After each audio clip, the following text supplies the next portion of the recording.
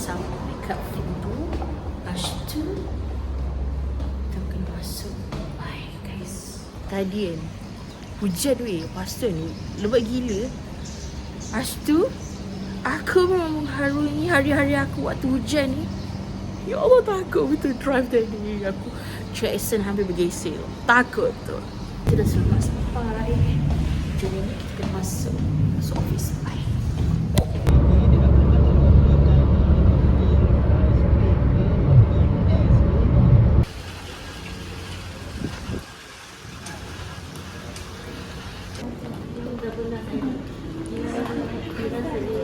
Wah, macam ikut sana.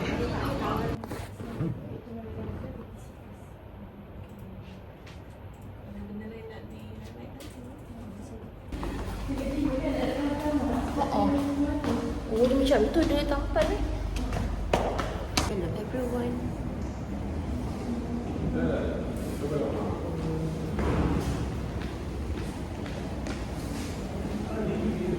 I see the lawyers keluar daripada court.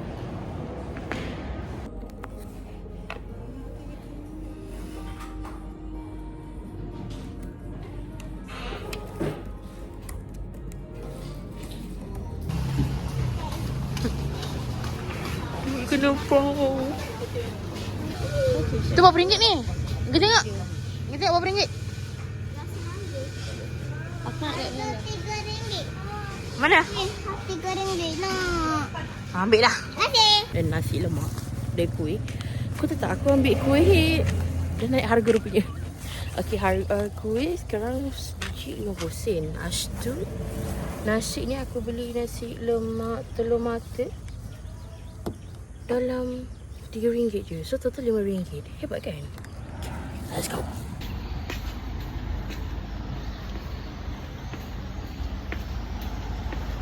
Ada pas sekolah.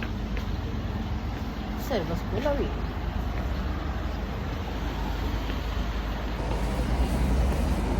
Tak baik. Kita dah sampai. Lepas tu, dari bawah. Bekal.